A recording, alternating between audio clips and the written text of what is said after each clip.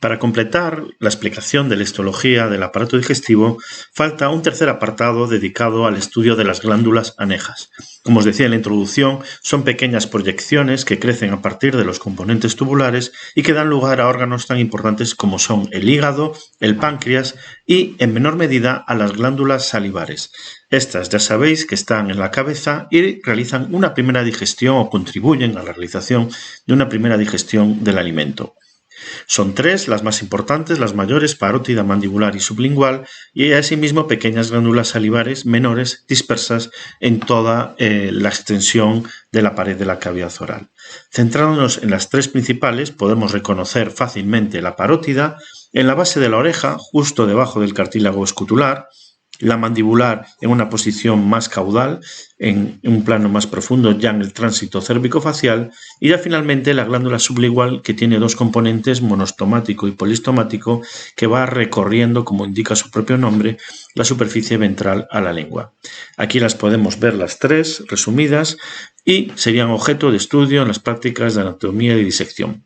A nivel histológico, realmente no os vamos a pedir que las diferenciéis, simplemente que conozcáis que pueden estar formadas fundamentalmente por acinis de tipo mucoso o de tipo seroso. Incluso, en ocasiones, podemos encontrar unos acinis túbulo-alveolares o acinis mixtos formados por componentes tanto seroso como mucoso. Es decir, que cada glándula va a tener un patrón definido, patrón que va a variar mucho dependiendo de la especie.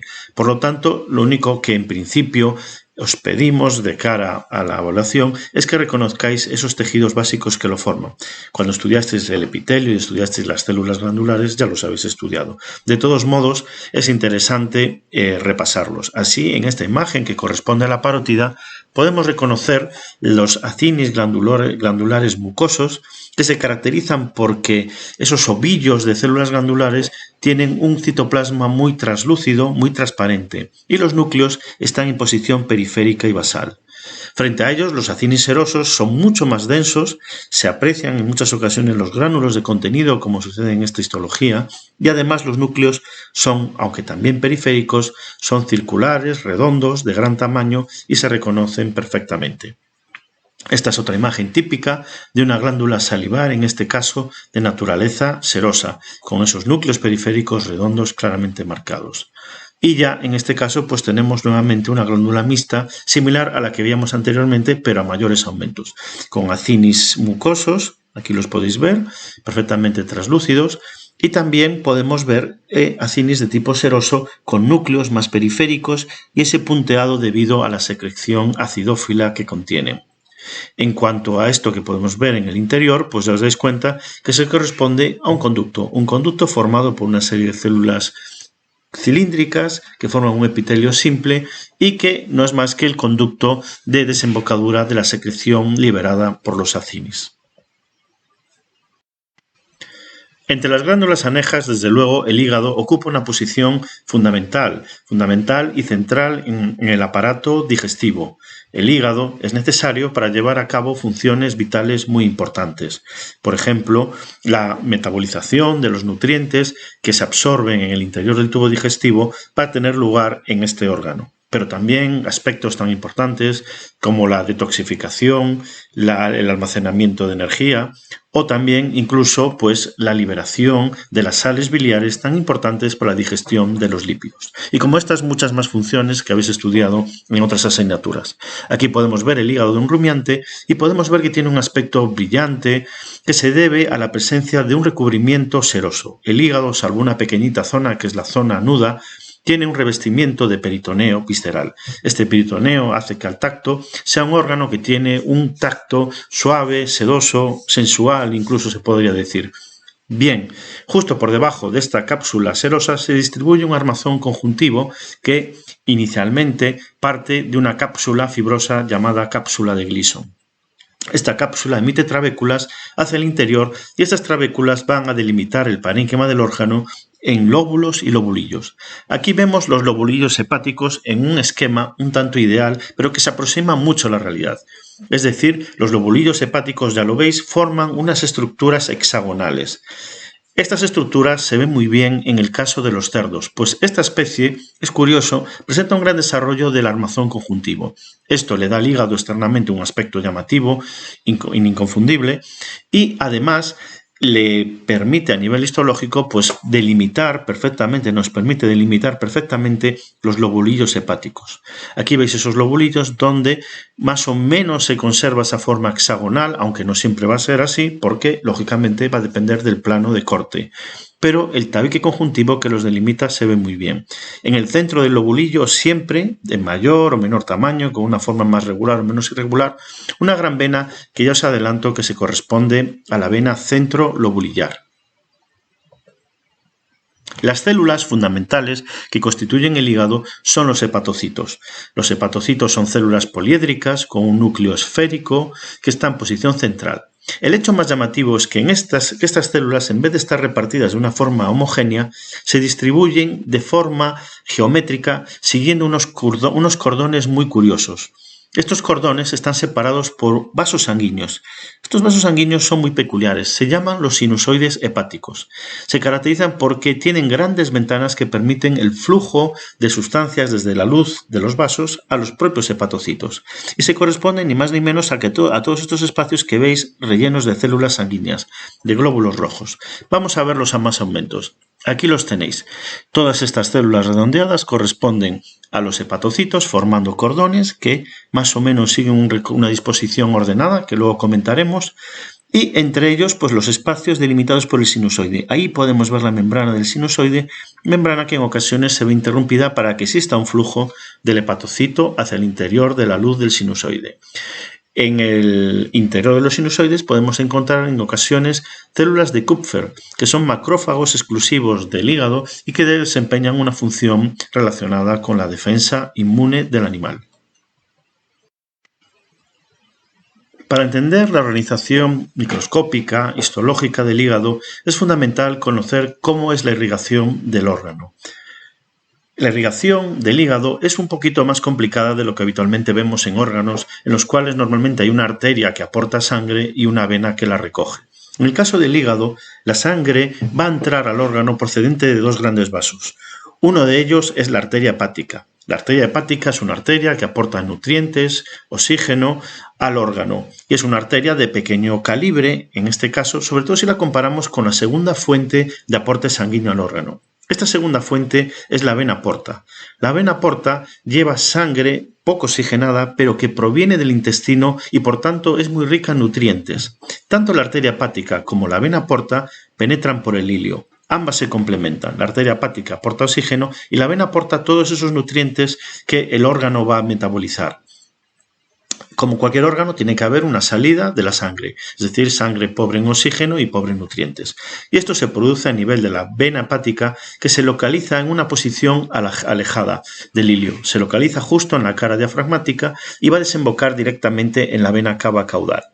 Este sistema de conductos se complementa con los conductos biliares. Las sales biliares que producen los hepatocitos tienen que liberarse del órgano. En este caso van a fluir por el conducto colédoco y van a verterse en el intestino delgado a nivel del duodeno. Es decir, nos encontramos con que en el ilio del hígado vamos a tener una arteria hepática que aporta sangre arterial, una vena aporta sangre rica en nutrientes y un conducto colédoco que lo que está haciendo es liberando las sales biliares que vienen directamente del parénquima o bien han sido almacenadas previamente en la vesícula biliar. El retorno venoso se produce exclusivamente por la vena hepática. Si descendemos a la escala de los lobulillos, lo que nos encontramos es que los tres componentes del ilio viajan juntos siempre, formando lo que llamamos las tríadas portales. Es decir, dentro del órgano, la arteria, la vena porta y el conducto biliar se transforman en arteriolas hepáticas, en vénulas portas y conductillos biliares interlobulillares. Pues estas tres estructuras van a viajar juntas. Las podemos ver en esta imagen que tenemos aquí. De rojo la arteria, de verde el conducto biliar y de azul la vena. Normalmente las vamos a encontrar justo en los límites, en las transiciones entre los distintos hexágonos que forman los lobulillos hepáticos. Es decir, si vamos al microscopio, en esas crestas tenemos que encontrar estos tres elementos, una arteria, una vena y un conducto biliar. Bien, ¿qué sucede con la sangre venosa? Pues lo que comentábamos antes.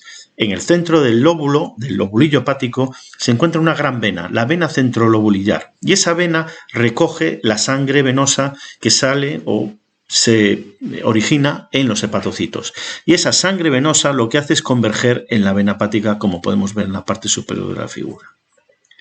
Si vamos a la histología, nos vamos a encontrar esos tres elementos que forman la tríada o también llamado espacio porta. Aquí lo tenéis. A la derecha está un dibujo esquemático donde vemos un lobulillo hepático con su vena centrolobulillar y una serie de flechas que nos indican el flujo de sangre.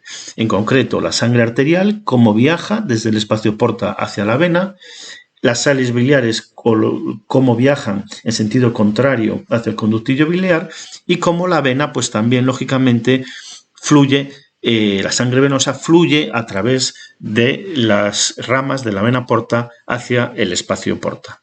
Aquí tenemos a la izquierda una imagen histológica donde se pueden ver muy bien esos tres elementos. Aquí tenemos ese espacio y, en primer lugar, podemos reconocer la arteria, en una posición más inferior la vena y en el centro el conducto biliar.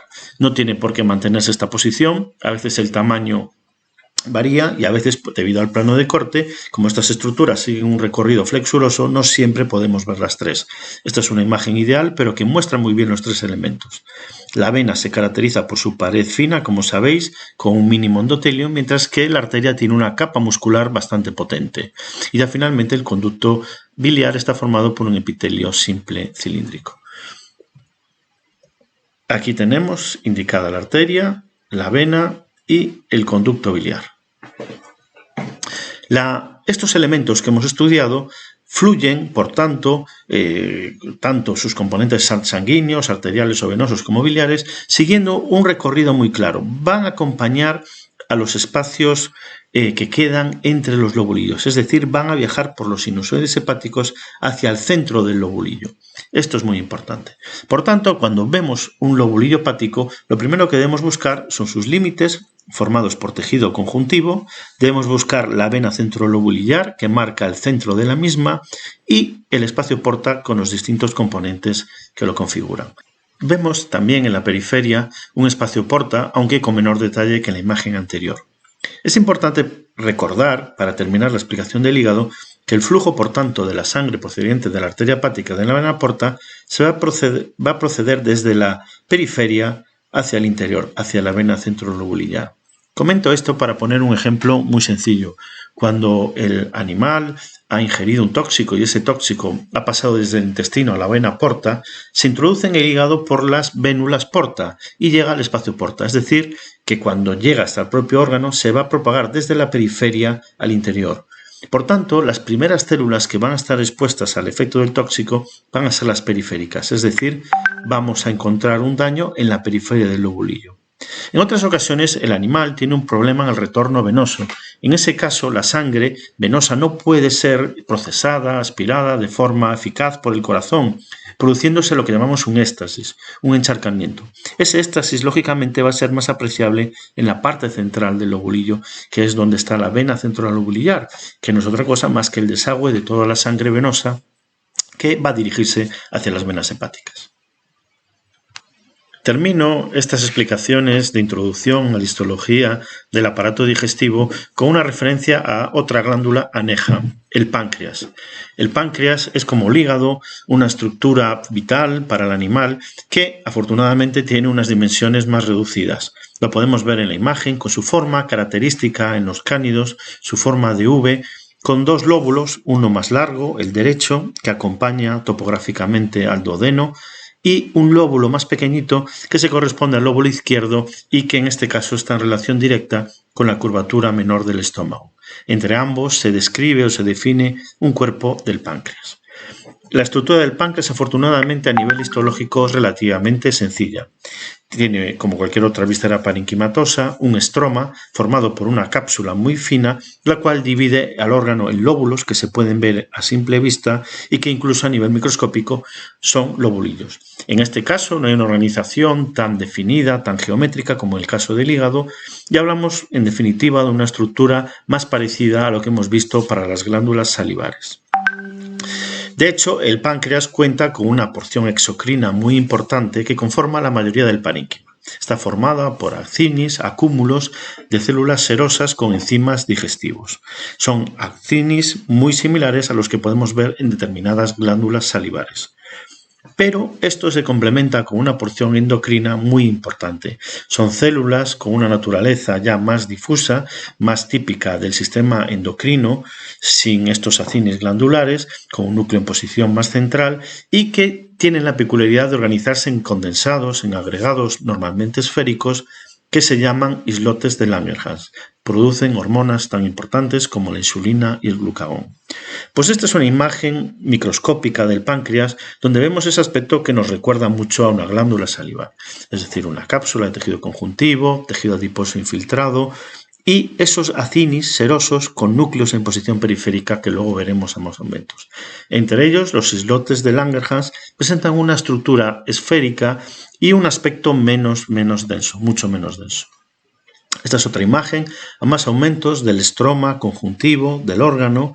Vemos algún conducto intercalar donde desemboca la secreción de las glándulas y sobre todo numerosísimos acinis de naturaleza serosa, es decir, núcleos redondos en posición periférica.